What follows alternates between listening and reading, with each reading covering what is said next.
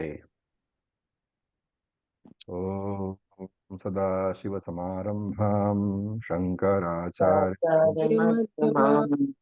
Asmadacharyaparyantam Vande Guru Paramparam. Om Sahana Bhavatu Sahano Bhunaktu Sahaviryam Karavavahai Tejasvinavadhitamastu Mavidvishavahai. Om Shanti Shanti Shanti.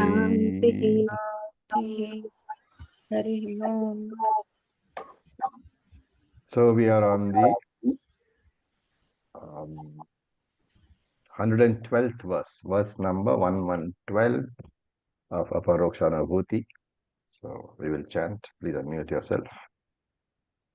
Sukhe naiva bhavet yasmin Sukhenaiva bhavet ajasram brahma chintanam Ajasram Brahma Chintanam asanam tadvijaniyat Asanam Tadvijaniyat netarat sukhanashanam.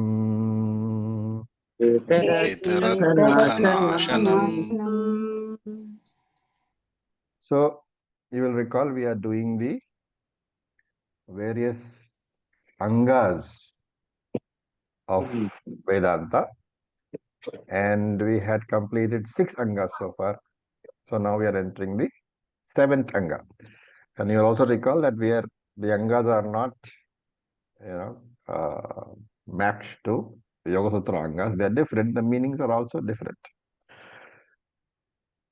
So Sukhe Naiva. What anga is this? It's Yogasana. Asana. Why? Because Yoga Shastra defines asana as what? Sukham Sthiram Asanam. Sukham Sthiram Asana. Okay, so Sukhe Naiva here refers to asana. This is the asana description from Vedanta angle. And if you look at the word asana itself, the Sanskrit word asan, that itself has 2 meanings. One is the cushion or the mat or whatever you sit. That is called an asana. And the second meaning is the posture. That is also called an asana. So, I don't know, those who are from traditional homes, you'll recall that when somebody enters your house, you say asan grahan kijiye. Which doesn't mean you're not asking him to take a posture. You're saying, please sit somewhere, on the seat or on the sofa or on the mat or whatever. Okay. Now here, Shankaracharya takes 2 of the asanas. Right? Sukhasana is there. That's what he takes that. And Sukhasana is a very comfortable posture. And in this case, if you look at what it says, Sukhe Naiva, first word. So you have to break that up properly. Sukhe Naiva, and Brahma Chintanam you have to break properly. Brahma plus Chintanam. And then you have to rewrite Yasmin Chintanam Naiva Bhavet. Tat Sukhe Brahma. Can you understand? Yasmin Chintanam Naiva Bhavet. What does it mean? In which posture you can't really do Brahma Chintana? No. Yasmin Chintanam Naiva Bhavet means where there are no worries. Tat Brahma Sukhe. That Sukham is Brahman. So he is referring to that Ananda. In the Ananda in which you have no worries, that Ananda is called Brahman. This is the definition, Vedantic definition of asana. Yasmin chintanam naiva bhave, tat sukhe Brahma. That Sukham is called Brahman. And Brahman we know is what? Satchit Anand. Therefore, Brahman is Sukham. Because in that Ananda Brahman, in that Sukha Brahman, a person is free from all chintanas, from all worries. And then he says, Tat asanam vijaniya. That asanam in which there are no worries, that asanam is what? Brahman. Very beautiful definition. And if you remember that asanam is the first definition, that asanam is something on which you sit, then Brahman is the biggest mat in the world because the entire creation sits on Brahman. So Vedantic Sukhasanam is what means that Brahman is of the nature of Ananda. And therefore, because of the Ananda, the entire world is supported. So Asyate Jagat Sarvam iti Asanam. Whatever is the support of the whole world, that is the Ananda Brahman. And na itarataha. No other posture can be called. Itarata means other. So no other posture can be called Sukhasana because Sukhanashanam. Anything else will bring in worries. It will destroy the Sukham. The only Sukham possible, the only Asanam possible, which is really Sukham, that is when you sit on Brahma. See the difference in the two ideas. One is for the body, and one is for you sitting on Brahman, becoming Brahman. Okay, that is as far as Sukhasana is concerned. I said Shankaracharya takes two asanas. The next asana is in verse number 113. It is Siddhasana. Okay, so we will chant verse number 113. Siddham yat sarva bhutadi सिद्धं यत् सर्वभूतादि Vishwadhishthanamavyayam विश्वाधिष्ठानमव्ययम् Yasmin Siddhasamavishtaha यस्मिन् सिद्धा समाविष्टाः Duvai Siddhasanam Viduhu. वै सिद्धासनं विदुः. So again, in Yoga Sutra, this is a sitting posture, Siddhasana. Right? However, here in Vedanta, the word Siddha means what? Who is a Siddha? Jani. Ajnani. Ajnani. Okay. So the Siddha means we are equating it to Brahman. I'll just unmute you all. Somebody's mic is open. So, okay. So the word Siddha is generally means accomplished, but here the Siddha is the Jnani, so he's equal to Brahman. Now in Yoga Sutras, when a person practices various practices to get siddhis, siddhis are the mystic powers. He is also called a Siddha. But in Vedanta, Nitya Siddha Vastu. That is the meaning we give Brahman. Nitya Siddha Vastu. What does it mean? That entity which doesn't have to be accomplished.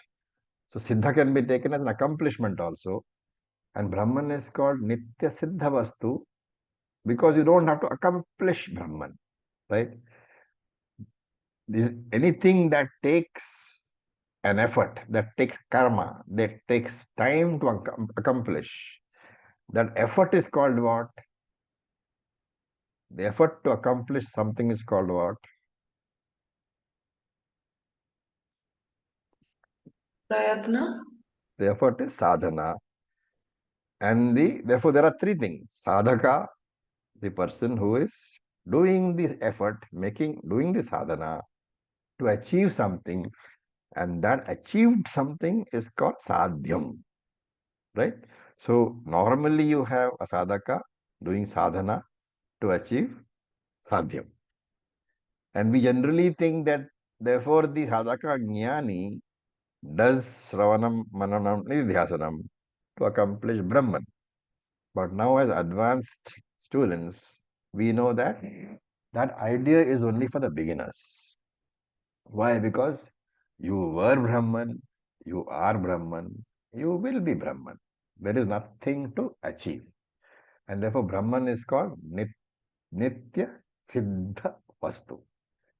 There is nothing to be achieved at all. Anything that is requires a sadhana to achieve, that is a Anitya Siddha Vastu. It is not there all the time. It will come only after the effort is completed. What about me? I am Brahman. In the past, I was Brahman. Now I am Brahman. And in the future also, I will be Brahman.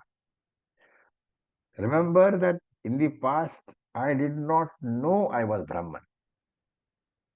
But that does not mean that I was not Brahman. Even today, I may not be very confident that I am Brahman. But it doesn't mean that I am not Brahman.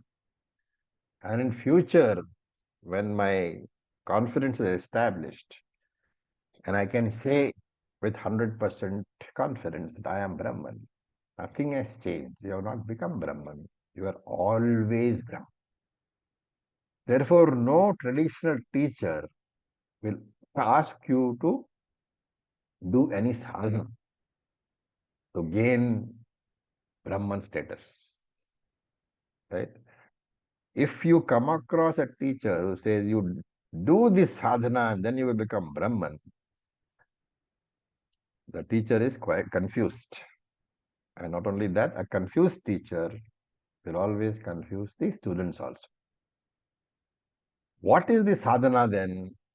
The sadhana is to own up to the fact that I am the Nitya Siddha Brahman Vastu. I have to own up my Brahman. I have to say that yes, I agree, I understand, I am confident that I am Brahman. So that is what is said in the first line. Yat Siddham, that Siddha Vastu, that Nitya Siddha Brahma, which is always accomplished. I don't have to accomplish it anything to become Brahman. I already am Brahman. Yat Siddham, that Brahman which is always accomplished, Sarva Bhutadi Vishwa Adhishthanam. Understand? That Brahman, that Siddha Vastu, Vishwa Adhishthanam is the substratum for the entire world. And not only that, Sarva Bhutadi, also for all the jivas. So that Brahman which is ever accomplished, who is that? None other than me.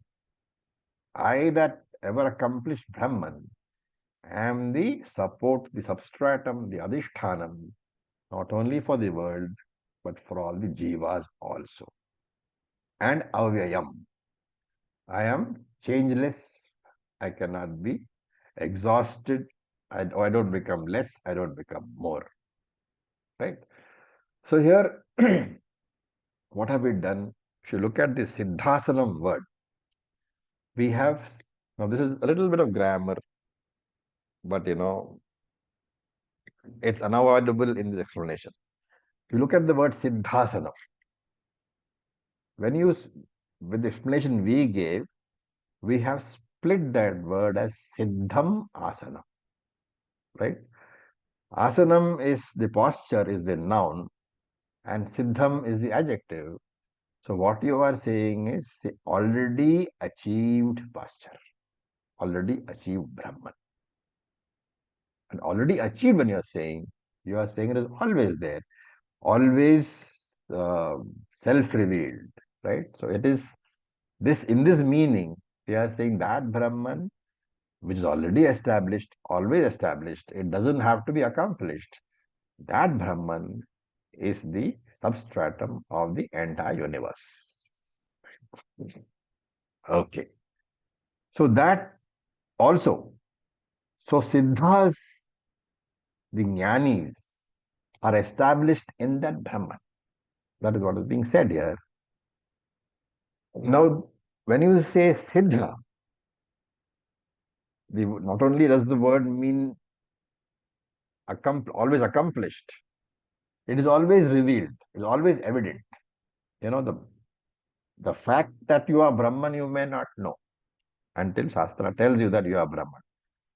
But the fact that I am, I exist, that is always self-evident. Nobody has to ever tell you that, you exist. You know that. You know that from the very moment you were born. And therefore, the word Siddha can be taken as self-revealing also. So here we can say, I am that self-revealing Brahman who is always achieved. Whether I know it or not, it's a different matter. But when I know it, nothing changes. I only know that self-revealing Brahman, which I always was, that is me only. Okay, so that's the first breakup of the word Siddha Asanam. Now, look at the second line. Yasmin samavishtaha siddhaha. So here the Siddhasanam is split separately. It is split as Siddhanam Asanam. The asanam for all the siddhas. Okay. See the difference.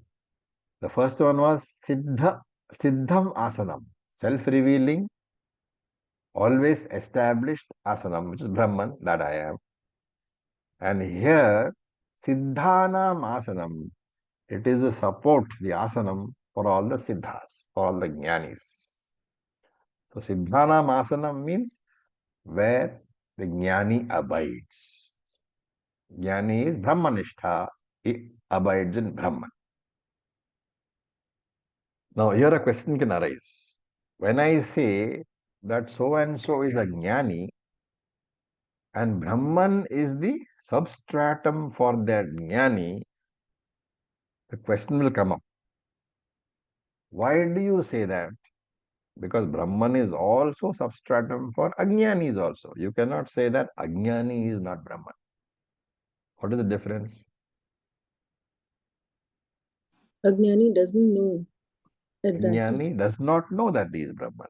He cannot claim that he is Brahman. Therefore, he cannot be said to abide in Brahman. And that's what it means. Siddhanam asanam, where the jnani abides. That Brahman he is. The ajnani also is Brahman. But since he doesn't claim himself as Brahman, you cannot say that he abides in Brahman. He doesn't constantly remember that he is Brahman. So whenever we say the jnani abides in Brahman, the word abide should not be understood as sitting on or clinging on to. It should be understood simply as always remembers that he is Brahman. Just as today, I always remember that I am a human being. I don't have to be specifically told that ever. I don't have to be reminded of that ever. I always know that I am a human being. Similarly, the jnani has shifted his vision. He knows that he's got a body, but that is Brahman. Now, whichever of these two breakups of the word you take, one is Siddhamasanam and one is Siddhanamasanam, the ultimate conclusion is the same, that Siddhasana is nothing but Brahman.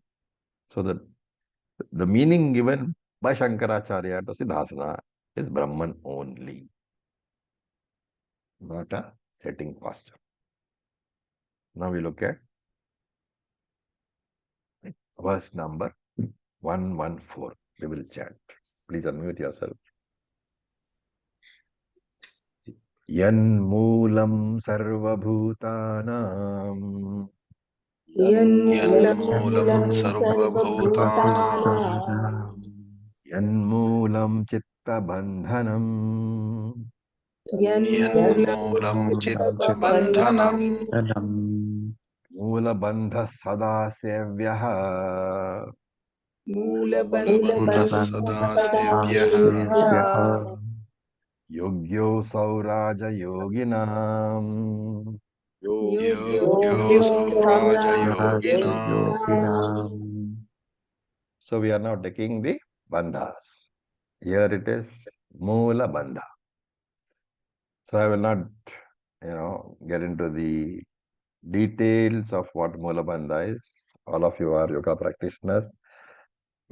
I assume that you know what Moola Bandha is. Now, here also, see Shankara's basic idea you must remember. Sarvam Brahman. So whenever you reduce something to its root, in Shankara's view, that final reduction can only be Brahman. So therefore here also Shankara is saying that Moola Bandha is Brahman. Can you guess why he says Moola Bandha is Brahman? How does it give the idea of Brahman? It's the very adhishthanam, the root. Can you expand on that?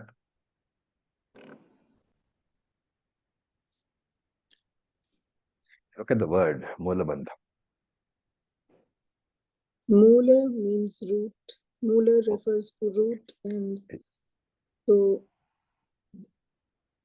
here correct. also Shankaracharya relates it to the moola, the very basis, the very support, the Correct. The adhisthana. Moola Adhara, the basic substratum of the universe, which is what? Brahman alone. We saw that in chapter 15 of Bhagavad Gita also. So the normal meaning of Moola is root, and therefore here a seed can be called as Moola, the primary cause. Okay. So if you are familiar with Kundalini Yoga, there is a term called Mooladhara, Mooladhara Chakra, the basis of the Prana Shakti, right? So Moola is taken as basis or root. And here Shankaracharya says that the ultimate root or the ultimate Karanam for everything is Brahman only. And therefore, Moola Bandha has to mean Brahman. So that is from the word Moola. What about Bandha? Bandha means to control or restrain. In Yoga Shastra, Moola Bandha, you are controlling the prana, right? But in Vedanta, Moola Bandha is, Moola of course the root, Bandha is the restraint of the mind, the discipline of the mind. And therefore here, Shankara is saying, he's giving a very important idea, that any discipline is practiced only to gain the Moola, to gain Brahman. And therefore, Moola Bandha also means Brahman. Moolam means Brahman, and since the restraint is practiced for controlling the mind to understand that I am Brahman, Bandha can also be taken as Brahman from the secondary meaning. Therefore, Yan Moolam Sarva Bhutanam, that which is the ultimate cause of everything, Yat Moolam Sarva Bhutana, that which is the ultimate Moolam for everything, and Yat Moolam Chitta Bandhanam, for that Brahman only, Yat Moolam, which Moolam? Sarva Bhutana Moolam, that which is the ultimate cause of everything, which is Brahman. Therefore, for that Brahman only, Chitta Bandhanam, the mind is disciplined or controlled or restrained. Pranayama, meditation, concentration, whatever you do, ultimately it is the sake for Brahman alone. And such a Moola Bandha Sada Sevyaha, this Moola Bandha alone should be practiced by the Vedanta student. Right? So when one comes to Vedanta, remember, one is to be Brahmanishtha. When you are coming to Yogasana, you are Dehanishtha. Your focus in Yogasana is preparing the body, and if you're doing meditation, then preparing the mind also. But focus in Vedanta is Brahman. Your body cannot become immortal.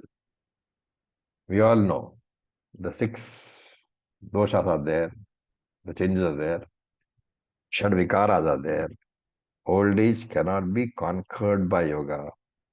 And therefore he says, Asau Yogya Raja Yogina. This yoga alone, which yoga? This Mulabandha, in which all restraints are practiced for the sake of controlling the mind with the specific objective of understanding that I am Brahman, that alone is fit for Raja Yogis. Asau Yogi, Yogaha, this yoga, Raja Yoginam, alone is fit for Raja Yogis. Raja Yogis here means Nididhyasakas, the Vedantic meditators, who have done Shravanam, who have done Maranam, who have no doubts that they are Brahman. What they are now doing is they are trying to assimilate the knowledge. And that brings me to another point which came up in some other discussion. What is the meaning of Jnana Nishtha, assimilation of knowledge? Can you give an example? What is the meaning of saying my knowledge has been assimilated?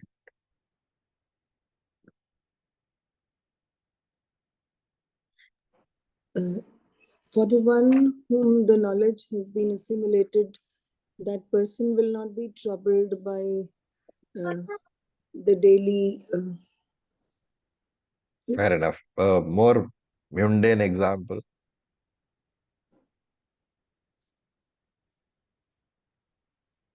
Shitoshna Sukha Dukkha. Let's look at it this way. We have studied Vedanta, right? We know that, as you said, see, Sukha Dukkha Samay Krutva. You should not respond to external stimuli. So we take a very small example. I should not get angry when I am provoked by somebody, especially by my spouse. That knowledge you have because you have been repeatedly told that those are the 6 enemies. Anger is one of them. In Gita, second chapter, we saw what are all the problems of anger. So all of us have got the knowledge that I should not get angry.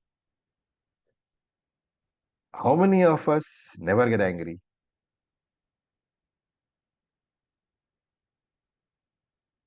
Most of us do get angry. So when you get angry, your behavior is in contrast to what you know. What you are and what you know are different. When that what you are and what you know are identical, that is what is called Jnana-nishtha, right? Knowledge is assimilated then and then only. And that is what we do Nididhyasanam for. Okay, now verse number 115. We chant. Anganam samatam vidyat.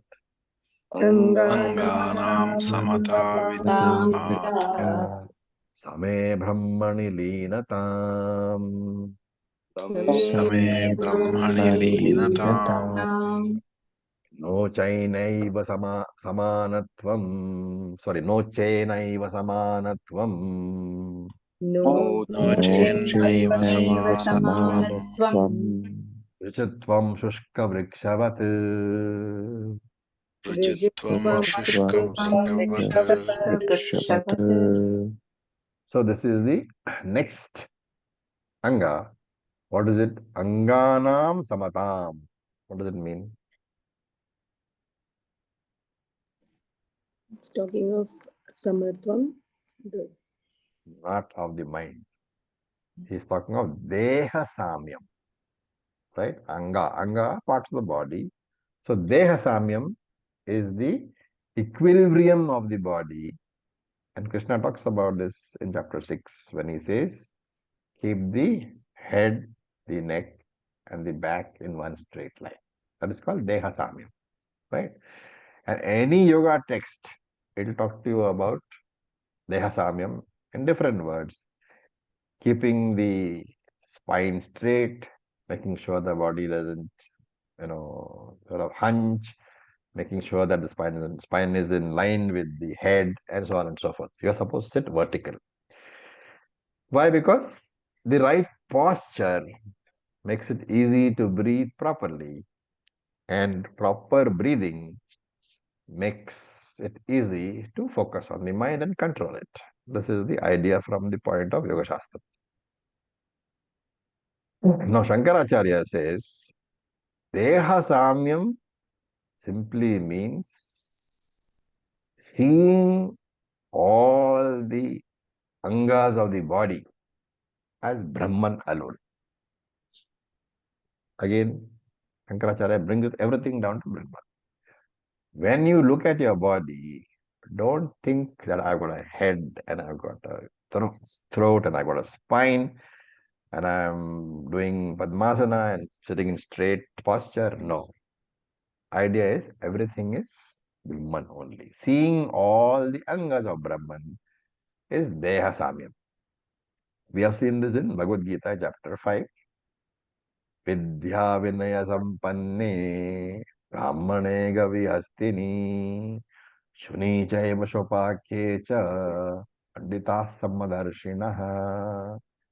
Pandita Samadarshinaha. The wise people see Brahman in all different beings, whether it's in a Brahman or in a cow or in an elephant or in a dog or the eater of dog flesh. In all these cases, Pandita Samadarshinaha. He sees only Brahman, right? So this is what is called Deha Samyam, the equilibrium of the body. And he says, Anganam Same Brahmani Linatam. Anganam, all the various limbs, Brahmani Linatam. They resolve into Brahman. And that is, what is it called? Samatam Vidyat. It is called Samatvam Deha Samyam. It is talking about the vision that there is nothing in the body, there is no limb in my body which is other than Brahman. It doesn't mean that your body limbs disappear. There is no physical resolution. It's simply a change in my thinking process. And this idea is a very important one, because when I look at my laptop, I should be able to make a mental, note that laptop exists as what? On my tongue only. It is a verbal existence. There is no substance called the laptop, even though I use it as utility and I use it. Very important for me in my daily life. But I have to negate the laptop as a substance and say that ultimately it resolves into Brahman alone. This change in my vision, that is called resolution of the laptop into Brahman. Right? I can see the laptop, but without changing anything, I have to resolve the laptop into Brahman. Similarly, I can resolve the substantiality of the world. Any knowledge in this which I have, remember that any knowledge which I have about maybe the stars or the planets, of all that knowledge, running through all that knowledge, I have Brahma Jnanam also. And therefore, I have to understand that there is nothing no substance in my limbs which are not Brahman. Understanding that everything is Brahman alone, my hand is Brahman, my leg is Brahman, my heart is Brahman, my lungs are Brahman, that is called resolution of the organs into Brahman. The idea is simple. The mistake that I have a hand and legs and parts I have, that is intellectual. It's an intellectual mistake. And therefore, the solution has to be intellectual alone. And an important idea which comes from this, remember, this may be difficult to accept because we often try to distinguish between the function of the mind as the intellect part and the function of the mind as the emotional part. But really speaking, all emotional problems, if you think about it, you will find that every emotional problem will finally have its basis in an intellectual problem, right? What does Vedanta do? It starts off with addressing your intellectual problem. Once the intellectual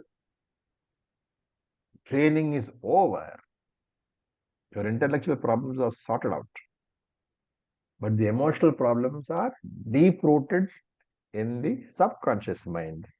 And therefore, even after Shravanam and Mananam, when the intellectual problems have been addressed, it will still take some time to resolve the emotional problems on the basis of what I have understood from my Shravanam and Mananam. And therefore, it says no chet. Without this Atmagyanam, na samanatvam eva. Samatvam, resolution of all the organs of the Brahman is not possible. Right? Look at the word Shushka Vrikshavat Rujatvam. Right? Shankaracharya says that a Shushka, a dried up tree, Shushka Vriksha, a dried up tree. Shushka means dried, Vriksha means tree. Rujuhu, even the dried tree tries to keep itself Rujuhu, straight. So here, remember that keeping the body straight is not samatvam, is not rajatvam. Training of the body will not lead me to moksha. As a sadhana, it's a great thing to do. But if I take the body posture as an end in itself, which a lot of yogic practitioners do, because it is something which you can tangible for you. The body is tangible, and therefore you take the body posture as the end. Your entire practice revolves only under yoga asanas. You are not leaving samsara behind. You may get some sort of relative peace because of the postures and the concentration involved. But that peace is apekshika shantihi, relative peace. It comes and goes. A yogi is not looking for that. Once you understand that you are Brahman, then there is atyantika shantihi, permanent peace. Okay, I'll take a small break, mostly for my throat, but in case you have any questions.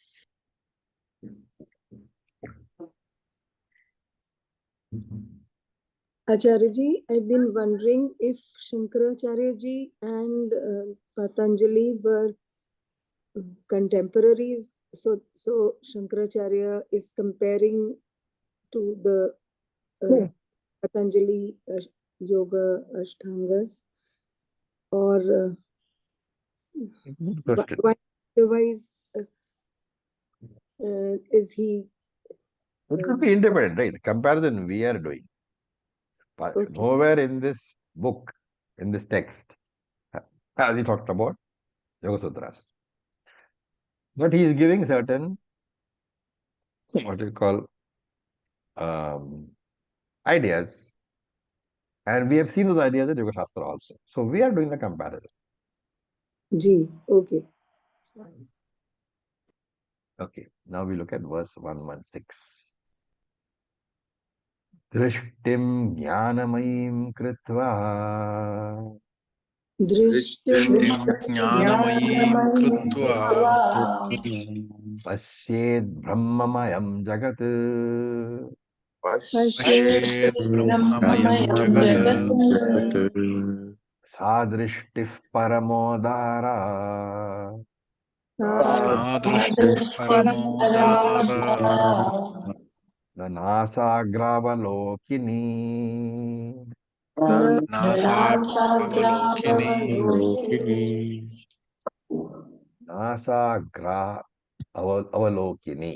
Does it remind you of anything from Bhagavad Gita?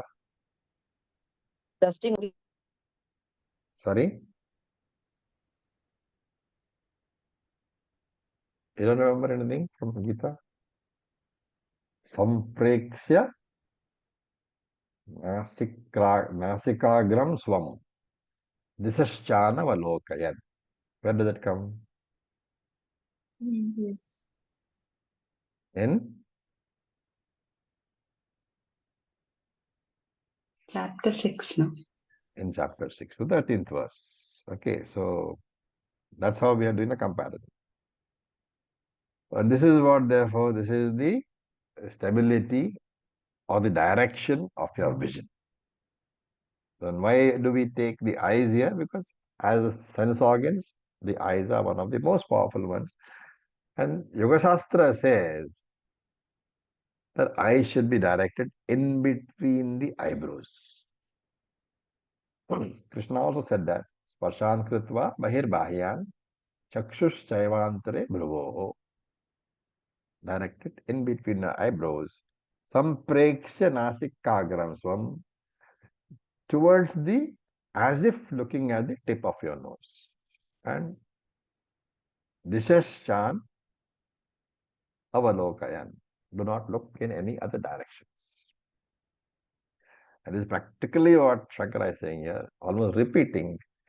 He says, Na drishtim, the eyes, drishtim, eyes, vision, na, should not go, nasag, nasagra valokini.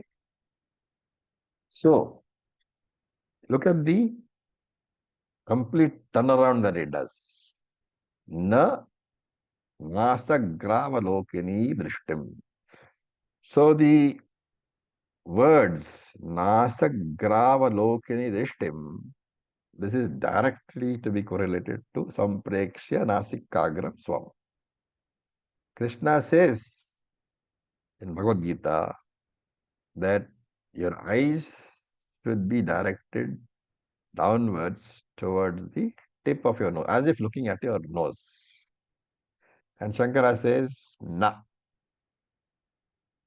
So that nasagravalokini drishtim is corresponding to the entire 13th verse of the 6th chapter, Sampreksha Nasikagaram Swam. This is Chana Lokayan, where Krishna says that your eyes should be pointed towards your nose. Shankara uses the second part, Nasagravalokini Drishtim, to refer to that verse and then prefixes saying Na. What does it mean?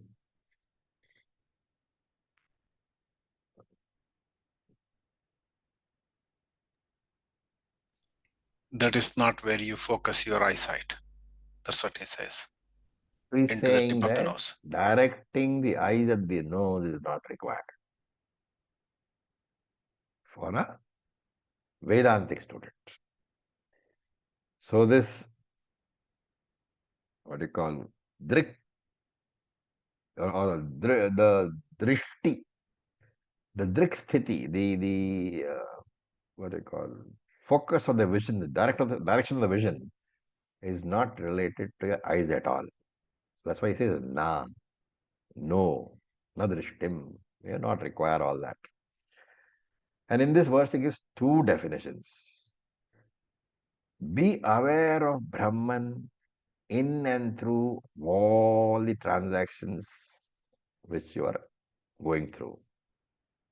Your external eyes necessarily see the external world in your transactions, but in the background, your internal eyes should always focus on Brahman. Awareness of Brahman is required all the time in your mind, even though your physical eyes are being utilized in transactions with the world. And when you are remembering Brahman all the time, that is what is called Brahmanishtha. So this Brahmanishtha 24/7, especially when doing transactions, means effortlessly remembering that I am Brahman. So there is another word which some people use for it, Sahaja Samadhi, easy Samadhi, effortlessly remembering that I am Brahman. That is called Sahaja Samadhi. You don't have to sit and concentrate and then go into a state where the Triphuti is broken. You simply have to ensure that all the time Jnana Nishtha is there, Brahma Nishtha is there. And this is what he calls Driksthitihi, the steadiness of the vision. Okay, so that is the first definition that Shankaracharya gives. What is the definition? Steadiness of vision is defined as constantly remembering that I am Brahman. Sahaja Samadhi or constant Brahmanishtha, that is Driksthiti. Okay. Then Shankara gives a second definition. He says that in any transaction, you have three things: the Pramatra, the Pramanam, and the Prameyam. The knower is there, the instrument of knowledge, the Pramanam is there, and the Prameyam, the subject, the object of the knowledge is there. Shankara says, resolving this three, the division, breaking the Triphuti, is Drikstati. How do you break this Triphuti? By resolving Pramatra into Brahman, Pramanam into Brahman, Prameyam into Brahman. The subject, object, instrument division is broken when all three are resolved into Brahman. Understanding that Brahman I am is abiding in that awareness that there is no Triphuti separate from me. That is Driksthiti. What is the difference in the two definitions? In the first, my eyes are open, right? When my eyes are open, I focus on the existence aspect of Brahman. Whatever I see is Brahman alone. Right? Whatever I see outside is Brahman alone. Whatever transactions I'm doing, with whom I am doing, everything is Brahman alone. Your eyes are open. And therefore, that is one definition, Sahaja Samadhi.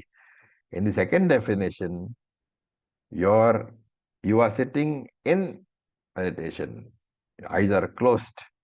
Since your eyes are closed, outside you existence, which Brahman as existence is not available to you. Inside you, Brahman as existence is nothing but Brahman as consciousness. Therefore, if you want to put it in English, when I focus outside, I say that is Brahman, that is Brahman, that is Brahman, that is Brahman, that is Brahman. When I focus inside, I say I am Brahman, I am Brahman, I am Brahman, I am Brahman. The difference is outside is Sat, inside is Chit. A very important idea you must remember always. You can recognize Chit only inside your body, only inside your heart, in your mind. You can recognize Chit.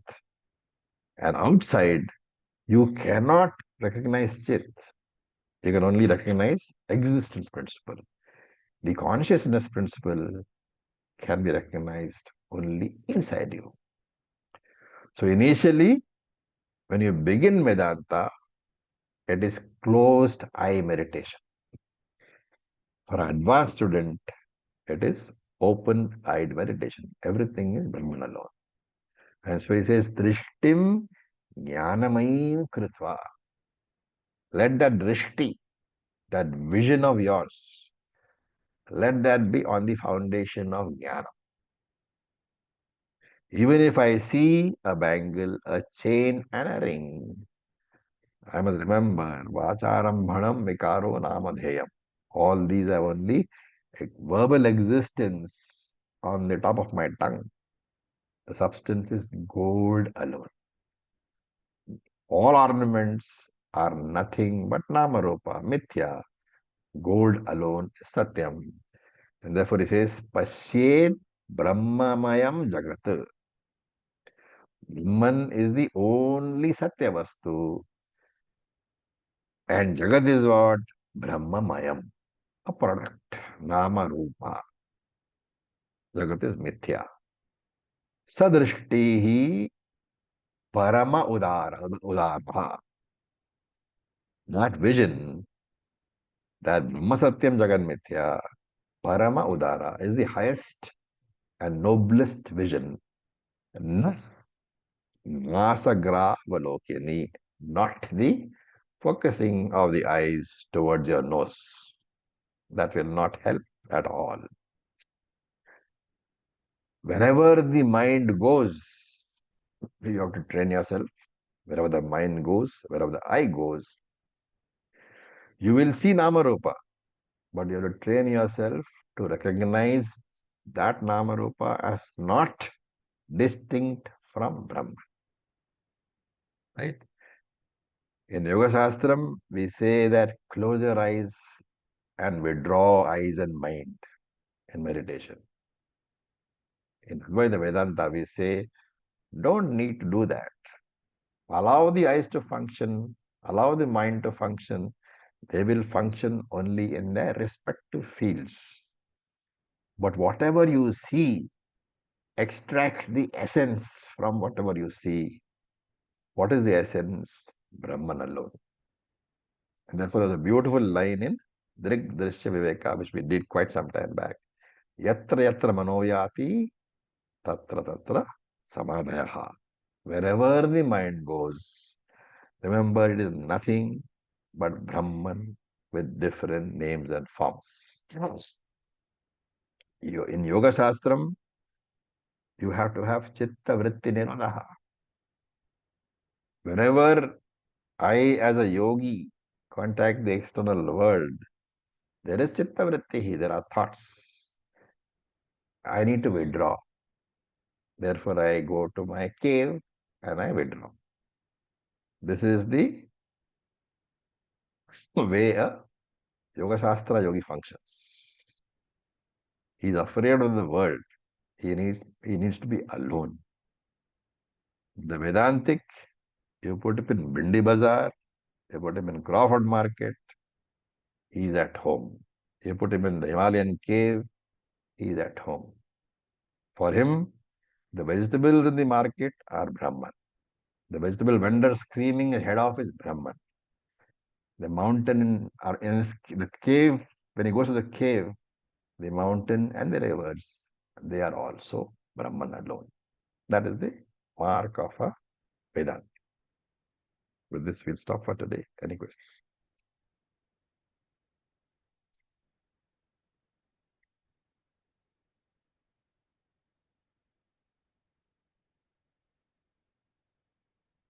Okay, so with this, we'll stop. Thank you for your patience. Om Purnamadav Purnamidam Purnat Purnamudachyate Purnamudachyate Purnasya Purnamadaya Purnamevavashyate Purnamevavashyate Om Shanti Shanti Shanti Shanti Om Tat Sat Om Namah Shivaya. Thank you for your Om Namah patience. Shivaya. Thank you, Acharya ji.